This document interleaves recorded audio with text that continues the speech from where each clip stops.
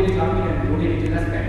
Jadi kesamaan dengan teori Nur Muhammad dan Nur Platonism atau Logos ni macam mana boleh wujud di kesamaan? Adakah purely kebetulan atau ada kejelasan?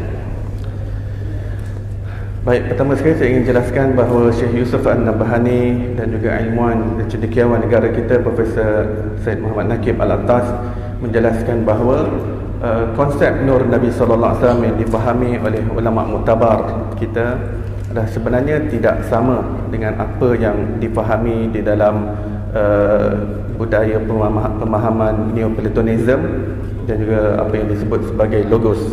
Kerana itu mereka menuhankan di situ penuhanan. Kalau kita tengok pada Trinity itu bahawa Jesus itu adalah Son of God and also God. Adapun di dalam Islam apa yang dijelaskan oleh ulama muktabar, Nur Nabi Muhammad sallallahu alaihi wasallam adalah makhluk, ianya berbeza dengan Allah Subhanahu wa taala, berbeza dengan zat Allah Subhanahu wa taala. Maka zat Allah adalah zat Allah dan Nur Nabi Muhammad adalah Nur Nabi Muhammad. Dan kemudian berkaitan dengan al-haqiqah Muhammadiyah, ianya adalah satu ungkapan yang dinamakan oleh ulama sufi bagi memaknai maklum di dalam ilmu Allah Subhanahu wa taala.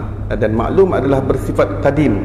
Maklum maksudnya sebelum alam ini tercipta, sebelum roh Nabi SAW tercipta, Allah sudah mengetahui tentang roh Nabi Muhammad. Pengetahuan tentang roh itu dipanggil sebagai al-maklum dalam ilmu kalam. Hanya saja maklum di dalam ilmu, dalam sifat ilmu ilahi berkaitan dengan Nabi Muhammad SAW dan kesempurnaannya, Habibullah, itu dipanggil dengan istilah al-haqiqah Muhammadiyah. Di sisi ulama sufi dipanggil al-haqiqah Muhammadiyah, di sisi ulama kalam ia dipanggil sebagai maklum. Yakni dalam konteks ini makluman ataupun info berkaitan dengan Nabi Muhammad sallallahu alaihi wasallam yang berada dalam sifat ilmu ilahi. Dan berlakunya persamaan Imam Ghazali sendiri menjelaskan dalam kitabnya Al-Munqidh min ad-Dalal kenapa berlakunya beberapa persamaan di dalam agama Islam dengan beberapa kepercayaan daripada budaya agama lain yang beliau contohkan seperti falsafah Greek, Yunani kuno dan sebagainya.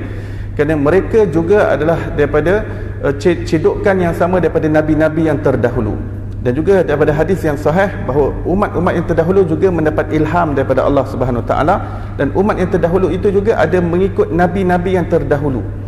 Dan apabila kita tengok silsilah falsafah Yunani Greek ini, mereka akan pergi kepada Luqmanul Hakim, kepada Pythagoras yang merupakan anak murid kepada Nabi Sulaiman alaihissalam, dan mengalir ilmu-ilmu ini.